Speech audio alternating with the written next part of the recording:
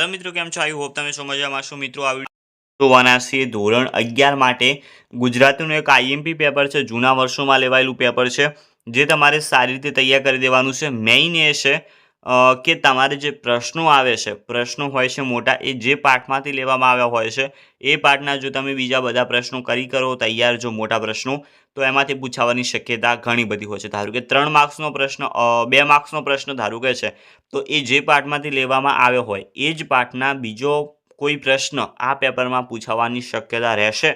તો તમારે તૈયારી કરી દેવાની છે. ગ્રામરની તૈયારી પણ આમાં થઈ જશે. વ્યાકરણ જે આવે છે વિભાગ સી ભરપૂર હોય છે. તો ચાલો આપણે જોઈ લઈએ. એ પહેલાં બહુ જરૂરી માહિતી છે કે ટેલિગ્રામ ચેનલ જોઈન કરી દો મિત્રો. ડિસ્ક્રિપ્શનમાં લિંક આપેલી છે.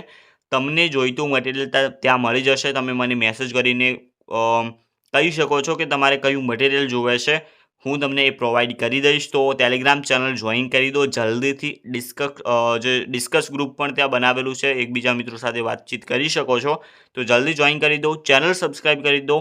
ચાલો આપણે જોઈ લઈએ. અને આઈએમપી પ્રશ્નો ન જો હોય ગુજરાતીના જોઈ લેજો, ચેનલ ઉપર વિડીયો છે. વિભાગે તમે જોઈ શકો છો. જંગલમાં કઠિયારા આવીને શું કરે છે? તો ઓચિંતા આવીને ઝાડવા પર કુહાડીના ગા ચલાવે છે. હરિને શી રીતે મૂલવી શકાય? તો સાચા હૃદયની ભક્તિથી હરિને મૂલવી શકાય. 2 માર્ક્સના પ્રશ્નો છે. જ્ઞાનીને શેનો ભય નથી હોતો અને શા માટે? તો જ્ઞાનીને જીવનમાં વિડંબના રૂપી આગ લાગે તો તેનો ભય નથી હોતો, કારણ કે તેમની પોતાની અનુભવરૂપી પાંખથી તેને ઉકેલી શકે છે. ઓકે, એ રીતે લખી દેવાનો છે.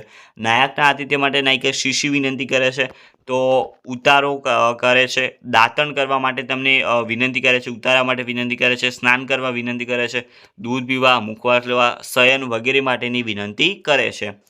મોટા પ્રશ્નો છે. સિંહ અને ઘર સોનેટનો મધ્યવર્તી વિચાર સ્પષ્ટ કરવાનો છે. પાઠ નંબર 11. મારા ફળીના ઝાડવા 2 ગીતનો મધ્યવર્તી વિચાર પાઠ નંબર 15માં તમને મળી જશે. અહીંયા હેતુલક્ષી પ્રશ્ન છે. પરાજયની જીત કાવ્યના કવિનું નામ શું છે? તો પ્રહલાદ પારેખ, જે એક ખંડ કાવ્ય છે. વિભાગ બી જોઈ લઈએ. સંસ્થા શાળાઓમાં કયા કયા દિવસોની ઉજવણી થાય છે? તો સફાઈ દિન, વિનય દિન, સ્વાવલંબન દિન વગેરે દિવસ. કેકા શાસ્ત્રીને વારસામાં શું મળેલું? તો વેદશાસ્ત્રોનું અધ્યાપન તેમને વારસામાં મળેલું.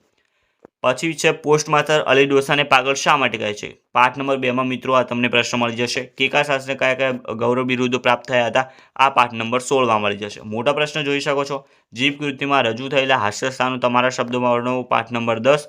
હુકમ માલિક એકાંકીનો મધ્યવર્તી વિચાર સ્પષ્ટ કરવાનો છે. પાઠ નંબર 18માં મળી જશે. હેતુલક્ષી પ્રશ્ન છે. તપસ્વી સારસ્વત કૃતિનો સાહિત્ય પ્રકાર ચરિત્ર લેખ. વિભાગ સી હવે આપણે જોઈ લઈએ. પહેલા તો પ્રત્યય લખવાનો છે. નાના ભાઈની હાજરીમાં મળ્યા, તો ની જોડવાનો છે. નાના ભાઈની, બધા નાના ભાઈની હાજરીમાં મળ્યા. મારાથી તેનું અપમાન થઈ ગયું. કર્તરી વાક્ય, તો મેં તેનું અપમાન કર્યું. અતિશય ગરમી લાગે છે, તો અતિશય ગરમી લાગતી નથી. નિષેધ વાક્ય. પછી ભાષા શુદ્ધ કરવાનું છે. તો ખડક, ડ નીચે કંઈક આ રીતના આવશે. ખડક મિયાનની જગ્યાએ આવશે. શું આવશે? મ્યાન આવશે. ખડક મ્યાન કરીને સમ્રાટે હાથમાં ધર્મની જગ્યાએ ધર્મ લખવાનું છે. ધર્મ ધારણ કર્યો. સમાનાર્થી શબ્દ શ્રમજીવી તો એટલે કામદાર આવશે. જીવતર એટલે જિંદગી અથવા તો જીવન. રાત્રિ એટલે રજની અથવા તો નિશા. એની નીચે પછી વિરુદ્ધાર્થી શબ્દ છે. શબ્દ લખી વાક્યનો અર્થ ન બદલાવો જોઈએ. તો હું ચાહું છું, તો હું નફરત અથવા તિરસ્કાર કરતો નથી.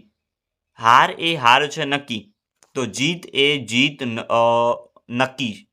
જીત એ જીત છે નથી નક્કી.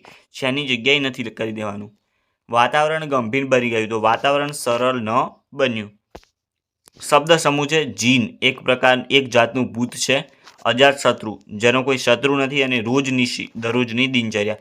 શિષ્ટરૂપ, ટાણે એટલે સમય, જાણશે એટલે ખબર છે, અને બાપડી એટલે કે બિચારી. પછી અર્થભેદ લખવાનો છે. એક જ વાક્ય, એક જેવા શબ્દોનો.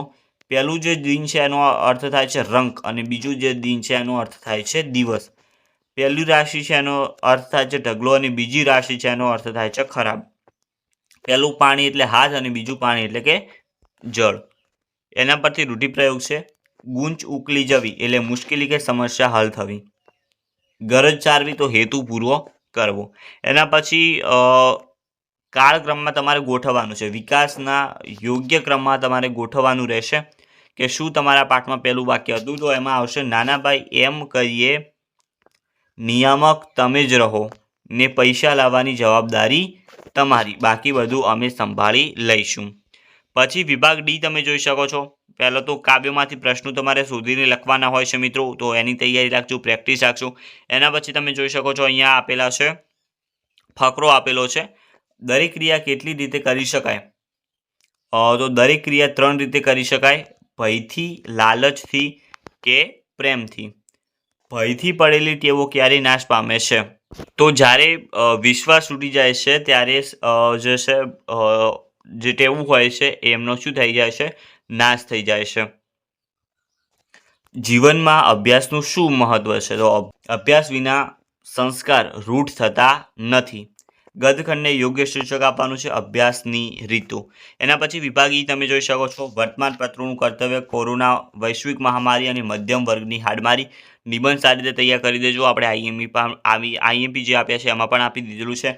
અહેવાલ તમે જોઈ શકો છો પતંગોત્સવ ઉપર પૂછાણો છે અને નીચે વિચાર વિસ્તાર આપેલું છે. નિશાન ચૂક માપ નહીં, માપ નીચું નિશાન. તો મિત્રો આ તો ગુજરાતીનું આઈએમપી પેપર તૈયાર કરી દેજો.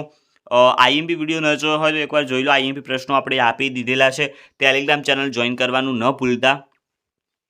ચેનલ સબસ્ક્રાઈબ કરી દેજો. મળીશું નવા વિડીયોમાં. ત્યાં સુધી ગુડ બાય.